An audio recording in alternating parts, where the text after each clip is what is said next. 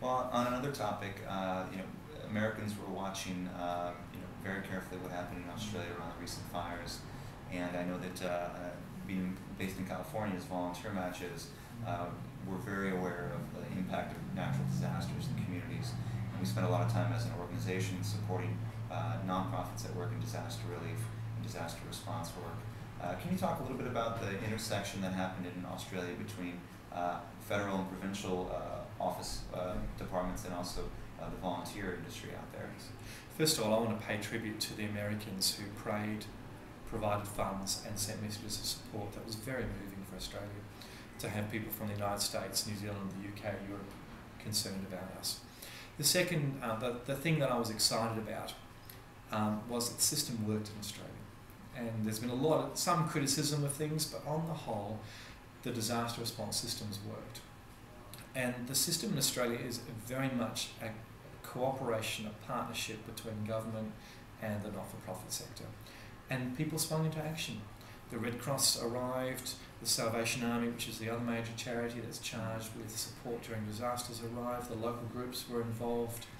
The money seems to have been targeted to where it needed to have gone. There were phone lines set up very quickly. So the thing that I was excited about was that all of the talk that we'd had for years about these sort of disaster response systems actually worked. So that was really pleasing. The other thing that was amazing was the response of volunteers across the Australian community. We had people flooding into not-for-profits saying, I want to help.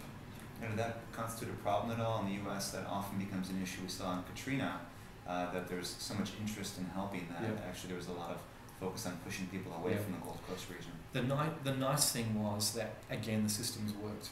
People rang the numbers, people didn't just all turn up to Kinglake and Marysville and say, I'm here, here's my container, I want to do something. They actually went to organisations and said, I'm here to help. There was not enough work for all the volunteers that wanted to volunteer. Sure. It was, tens of thousands of people jammed the line saying, I want to help out. But there were people that were assembling kits, there were people that were answering the phones, there were people doing all of those background things, and the trained volunteers were the ones that went into the area and actually worked with the people. And I hope that a lot of those volunteers who came into the organizations for the first time were directed towards training opportunities.